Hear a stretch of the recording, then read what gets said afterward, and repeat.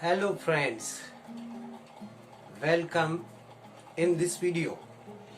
You know that English is a very rich language. Its vocabulary is rich. It has got innumerable words. And you know the reason? English people have ruled almost every part of the world. They went to every corner of the world. They ruled the regions, and they borrowed the words from the regional languages. That is why English has become so rich. It has got an international status. Everybody wants to learn it. But when you are learning it to speak, there is no problem what word you use, because you have not to spell it. The sound of the word is more important than the spelling in spoken English. But in written English, when you write, the spelling matters much. The spelling and the way you use the word in a sentence meaningfully. So these are all things sometimes make people confused. These words don't confuse only Indians or some people in other countries or people who are non-English. These words confuse even English people. That is why learning them properly is very advantageous. It's profitable and it is interesting too. So without wasting time, let's start learning these words. Deal with them, okay? And try to understand how they are interesting, okay? So the first pair here I have written is former, latter. These words are used when you are talking about two places, two people, two things. And to refer to the first one, you use former, and to refer to the second and the last one, you use latter. For example, there were two boys. The former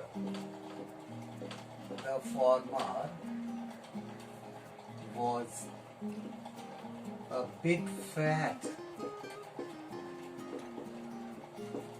and the latter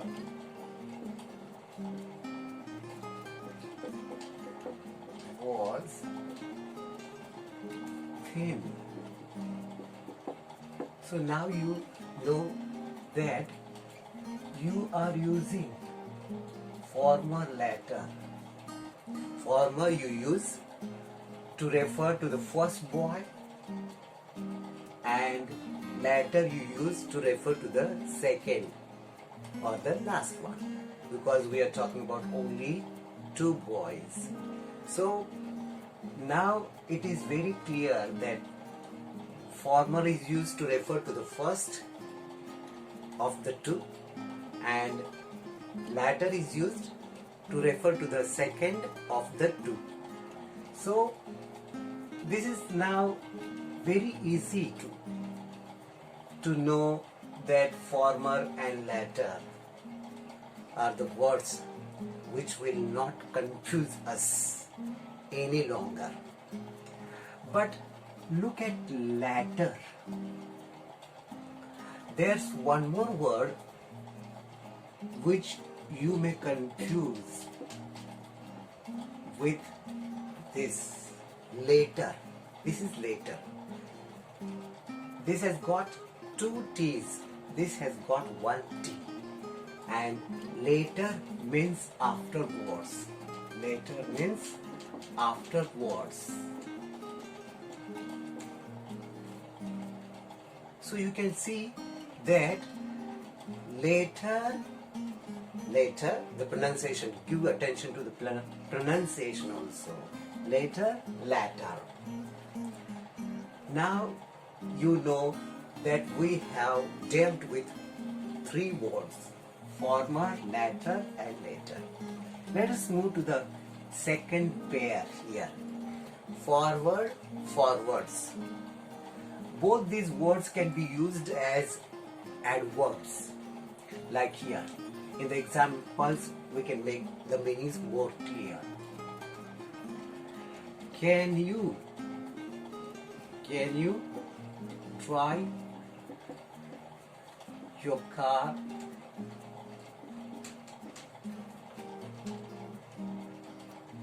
a bit forward?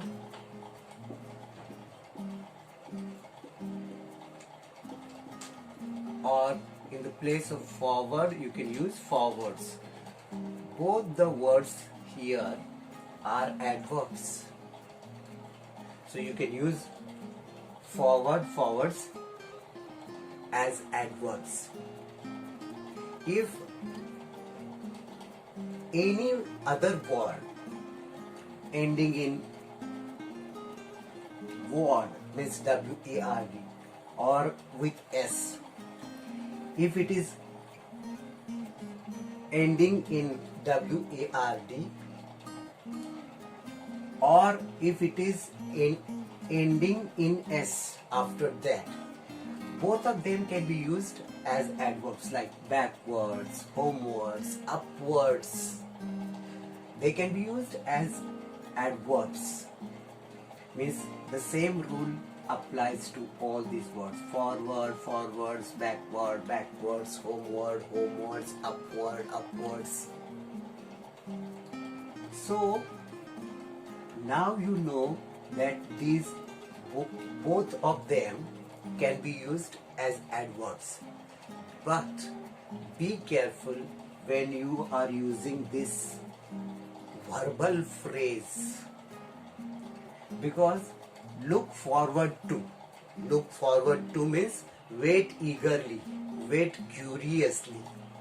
In this phrase you can't use forwards, only forward is correct. In this phrase only forward is correct. You can't use forwards. One more point about forward. Forward can be used as adjective, like the forward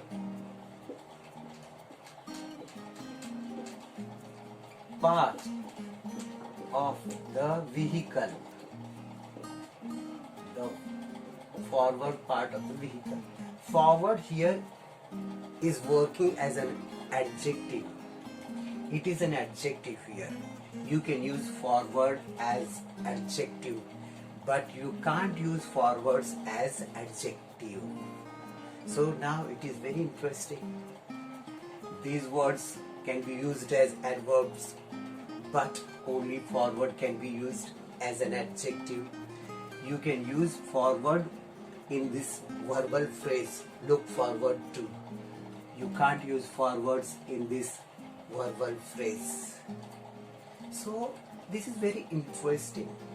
Now let us deal with full. You say plentiful.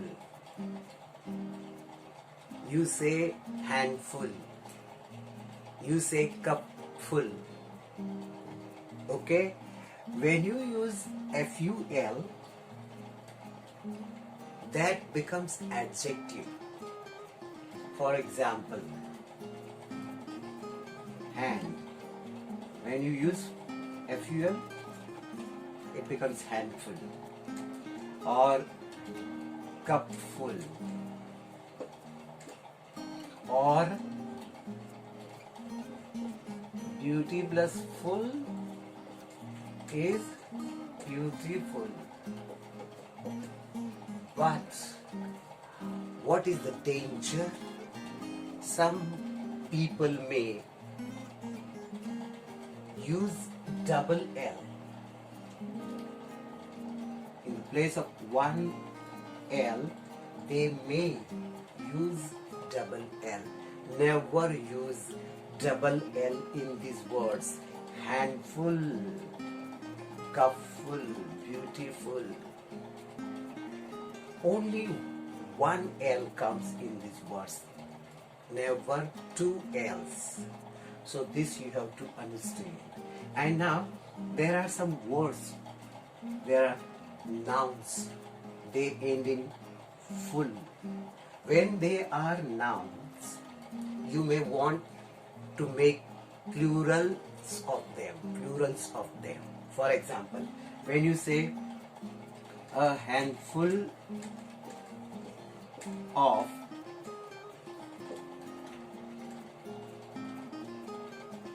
peanut,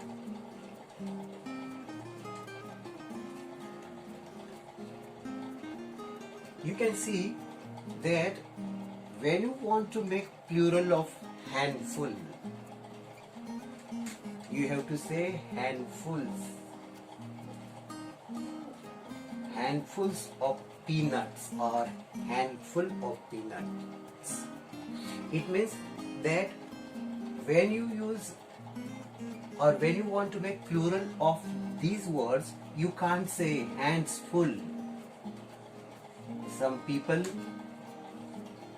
I have seen them writing hands full. This is wrong. Handfuls, cupfuls. Understand? So you can see handful, cupful. Beautiful is not a noun. It is always adjective. Understand? So there are these things.